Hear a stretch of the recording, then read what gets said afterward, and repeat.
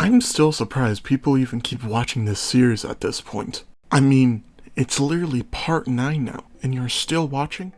Anyway, I'm planning on making the next video quite a bit longer, since I'm hoping to end this series on part 10. Thank all of you guys for the recent support, and anyways, let's get into it.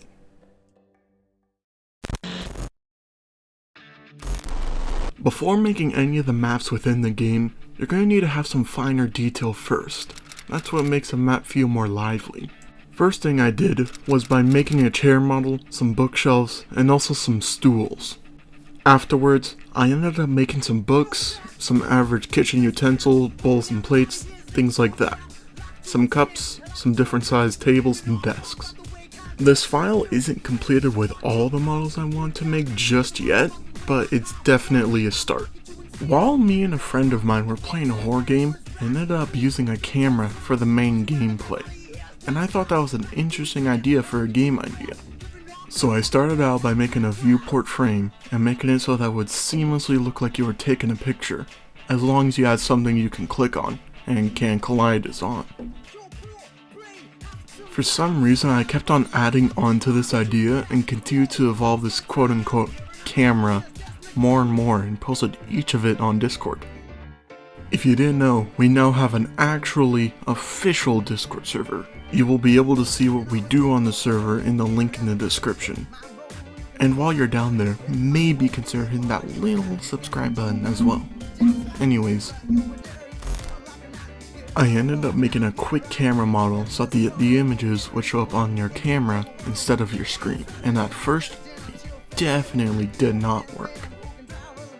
But eventually, I got it working perfectly.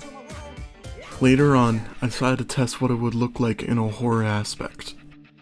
Now, while I'm editing this video, I still don't know why I made the picture so damn dark.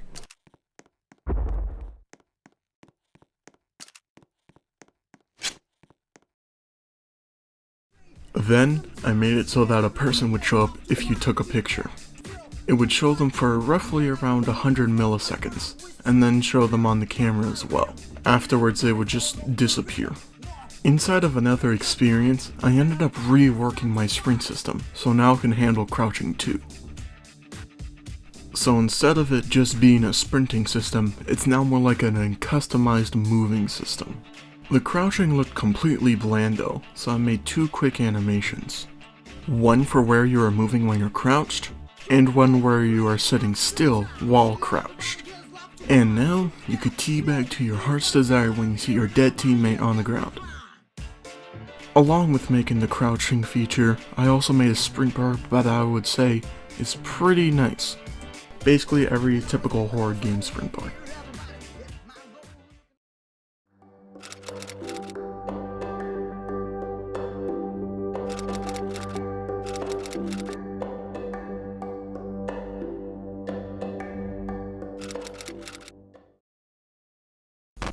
Afterwards, I wanted to make the screen feel a little bit more quote-unquote in the mood with the whole horror aspect. So I ended up booting up my drawing software and tried to make a sort of vignette from the random brushes I found inside the app. And like usual, it ended up looking terrible, so I went to Roblox Studio instead. And once again they looked terrible, so I just didn't make them instead. Later on, I wanted to make a new flashlight, since the old one, sure, it worked nicely. It wasn't too great that it took up an entire slot when using a tool. So instead, I tried to make it so that the player pressed F, they would turn on a flashlight that was strapped to their chest instead. Only exception is that I have no idea how it would work. I also tried to make a monster in Blender, but I also forgot that I suck at modeling stuff in Blender. I don't know why, but there's always some sort of weird line whenever I model stuff. I'll just model it later instead. I wanted to make an NPC where you have to rescue them, you know, the stereotypical stand next to them so they move to a certain spot. Now for some reason, I used a part to detect if the player was nearby, but it didn't completely matter since it just didn't work anyway, so I scrapped it. I also didn't realize how much footage I had of this other place, but I ended up trying a map voting system. with the GUI and everything like that. But of course, it didn't work, so I decided to go with a random map picker instead.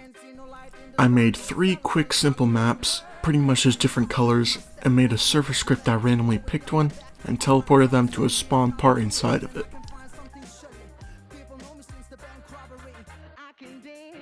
And that's it. While looking at other horror games, I noticed that the grass they use is way faster than usual. I ended up looking at some topics on the dev forum, and the first thing that showed up was a person saying that you need to download something. First of all, does this not look like a virus to you? It has a Windows 9 Windows pop-up style to it.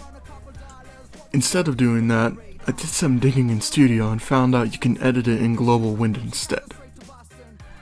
This system was pretty cool, since you can edit the speed, which direction it goes in, and what orientation it is as well. It gives the grass a lively feel to it. You can even see it sort of having waves in the wind too.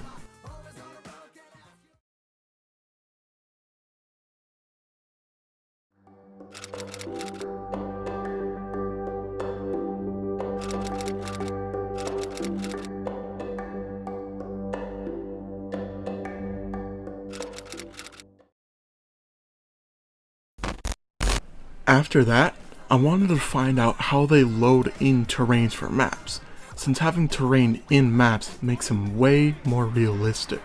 Once again, I found a post on the dev forum about a plugin that saves and loads in terrain for maps.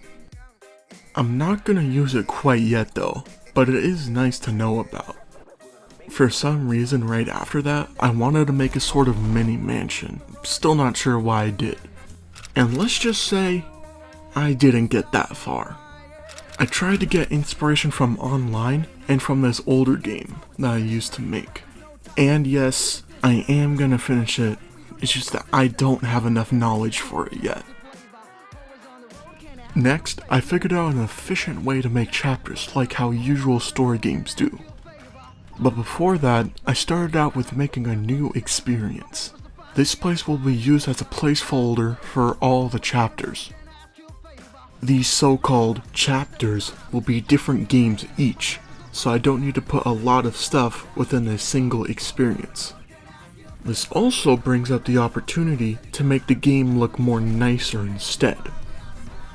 To go along with that, I decided to remake the main menu one final time. During this time, I ended up searching how to properly use module scripts.